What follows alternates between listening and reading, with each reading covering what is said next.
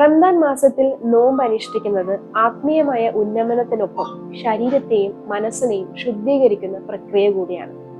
16 മണിക്കൂറിലധികം ഭക്ഷണപാനീയങ്ങൾ ഒഴിവാക്കി ശരീരം വിശ്രമം നേടുമ്പോൾ ശരിയായ ഭക്ഷണങ്ങൾ പാലിക്കാതെ വന്നാൽ ദേഹാസ്വാസ്ഥ്യങ്ങൾ ഉണ്ടാകാൻ സാധ്യതയുണ്ട്.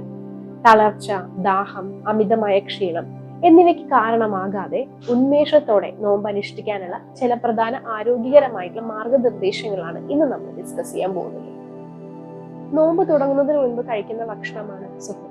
ഇത് ശരീരത്തിന് ഊർജം നൽകുന്നതിനൊപ്പം ദാഹം നിയന്ത്രിക്കാനും ദീർഘനേരം ക്ഷീണമില്ലാതിരിക്കാനും സഹായിക്കുന്നു. സുഹൂറിൽ ഉൾപ്പെടുത്തേണ്ട ഭക്ഷണങ്ങൾ: പ്രോട്ടീൻ ധാരാളമുള്ള ഭക്ഷണം, മുട്ട, പയറുവർഗ്ഗങ്ങൾ, ചെറുപയർ, സോയാബീൻ, ചെറുപയർ ദോശ, കടല, ചിക്കൻ, മീൻ എന്നിവ. കൂടുതൽ ഫൈബർ അടങ്ങിയ ഭക്ഷണങ്ങൾ: പഴവർഗ്ഗങ്ങൾ, അവകാഡോ, തണ്ണിമത്തൻ, പേരയ്ക്ക, വിവിധ തരത്തിലുള്ള പച്ചക്കറികൾ.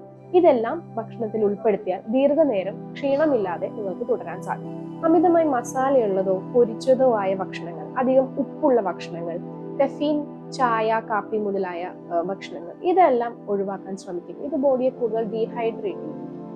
രണ്ടാമതായി, നോമ്പ് തുറക്കുമ്പോൾ ശ്രദ്ധിക്കേണ്ട കാര്യങ്ങളാണ്.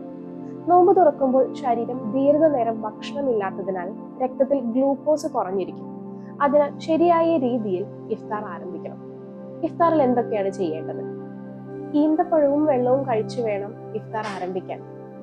അതിനുശേഷം ലഘുവായ എന്തെങ്കിലും പാനീയം, തേങ്ങാ വെള്ളമോ ഹെർബൽ ടീയോ ഉപയോഗിക്കാം.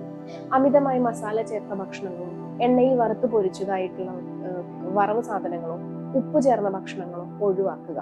ഇത് ബോഡിയെ കൂടുതൽ ഡീഹൈഡ്രേറ്റ് ചെയ്യിപ്പിക്കും. ഇതിനോടൊപ്പം തന്നെ പ്രധാനപ്പെട്ടതാണ് ഉറക്കം. കുറഞ്ഞത് 6 മുതൽ 7 മണിക്കൂറെങ്കിലും ഉറങ്ങണം. എല്ലാവർക്കും നല്ലൊരു റമദാൻ ആശംസിക്കുന്നു. Ayursatya Ayurveda medical centre, Al Ain centre, Bur Dubai.